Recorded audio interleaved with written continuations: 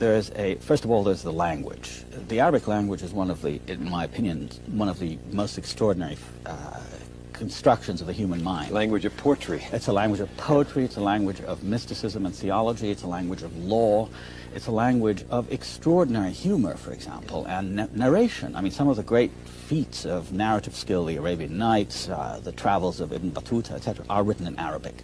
So there's that.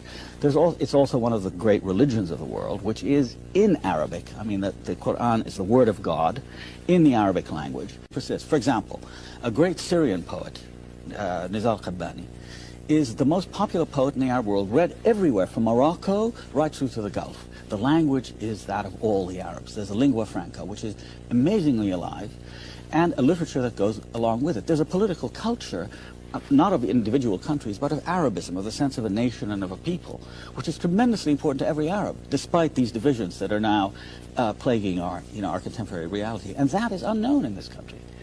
You're really fascinated with that language, aren't you? As a writer, you're a professor. Well, it's not only a rich language, it's been so much maligned, because it's considered to be a very difficult language. In fact, it's not. But it's characterized, it's interesting, a lot of the attacks and the cultural attacks on the Arabs focus on the language that's considered to be a language of violence, of bombast, of sort of awful pretentiousness. It isn't, in fact. It's a very flexible, athletic language from athletic? which athletic, oh, fantastically. Can do many things. Many things. Greek. Exactly. Most of the great classics of the Greeks came, the scientific classics, the logical classics, the works of Aristotle, came to the West through Arabic translations. I mean, that's how they were known.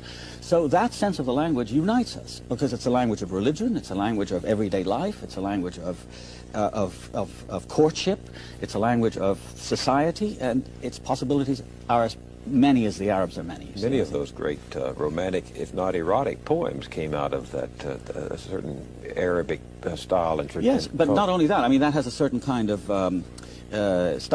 stylized thing. Right. But if you look, for example, one of the great creations of the 20th century is the Arabic novel. I mean, Naguib Mahfouz, who won the Nobel Prize for Literature in 1988,